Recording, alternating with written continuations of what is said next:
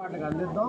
ఎందుకంటే చాలామంది కుండీలు పట్టుకెళ్తూ ఆ నీరుని అలా వదిలేస్తారు, అది పాడవడం ఒకటి జరుగుతుంది. కొంతమంది కుండీ పట్టుకెళ్ళి అలా వదిలేస్తారు, ఏమి ఇట్లా అంటే ఇక్కడ ఉన్నంతసేపు కూడా మనం చేద్దాం అనుకున్నట్టుగా ఉన్నారు. కానీ ఈసారి అటువంటిది కాకుండా ప్రతి ఒక్కరు కూడా బాధ్యతగా ఈ సమ్మర్ అంతా కూడా మూగజీవాలకు నీరు పోసే బాధ్యతని స్వీకరించండి.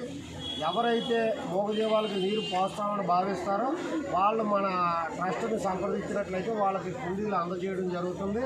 రెగ్యులర్గా ఈ సమ్మర్ అంతా కూడా నీరు పోసి వాటిని కాపాడితే అది మన మానవత్వాన్ని చాటుకున్నట్టు అవుతుంది. అదే పంతం సత్యనారాయణ చారిటబుల్ ట్రస్ట్ యొక్క ముఖ్య ఉద్దేశం కాబట్టి ప్రతి ఒక్కరూ దీన్ని సహకరించాలి. అలాగే మూగజీవాలను ప్రేమించండి. మూగజీవాలు అన్నీ ఉంటేనే పర్యావరణ పరిరక్షణ అనేటువంటి జరుగుతుంది.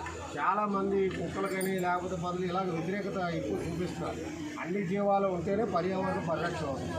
అయితే అది ఇరెగ్యులేటెడ్ గ్రోత్ అంటే మనం కుక్కను ఫోన్ ల్యాండ్ వదిలేమనుకోండి, అది 10 పిల్లలు పెట్టడం, దాంతో కొంతమందికి వ్యతిరేకత రావడం, అలాగే కుక్కలు రోడ్ల మీద వెళ్ళే వాళ్ళని కరవడం, బళ్ళ మీద వెళ్ళేటువంటి వాళ్ళని కరవడం, ఇటువంటివన్నీ జరుగుతూ ఉంటాయి. వీటిలో ముఖ్యమైనది అది అలాగ జరగడానికి గల కారణం మనకు ఆకలి వేస్తే ఎంత కోపం వస్తుందో, మనం ఏదైనా ఇల్లు దొరకనప్పుడు లేకపోతే ఏదైనా బాధల్లో ఉన్నప్పుడు ఇరిటేట్ అయితే ఎలా చేస్తామో అదేవిధంగా మూగజీవాలు కూడా వాటి ఆకలిని అవి ఎవరికి చెప్పుకోలేదు. అది అరవడం కరవడం లేకపోతే ఏదో చేస్తాయి. ఇప్పుడు ఉదాహరణకు ఆవులు ఉంటాయి, అవి రోడ్డు మీద ఏదో దొరికి తింటున్నాయి కాబట్టి తప్ప, లేకపోతే అవి కూడా అదే పని చేస్తూ ఉంటాయి. అందుకని వాటికి మనం ఆహారాన్ని కూడా అందించండి. ఎవరికి వాళ్ళు తోచింది మిగిలిపోయిన అన్నాన్ని ఆ మూగజీవాలకు పెట్టేలాగా నీరుని అందించడం చేసినట్లయితే సాధారణంగా కలిసే పరిస్థితి రాదు. ఇంకా కొన్ని కుక్కలు వాటి యొక్క మైండ్ మనుషులు ఎలాగైతే ఈ ఉన్మాదులు ఉంటారో అదేవిధంగా కుక్కల్లో కూడా కొన్ని ఉంటే ఉండొచ్చు. కుక్కల్ని రెగ్యులేట్ చేయవలసినటువంటి బాధ్యత మన ప్రజలది, సొసైటీది, ప్లస్ మున్సిపల్ కార్పొరేషన్ది కూడా.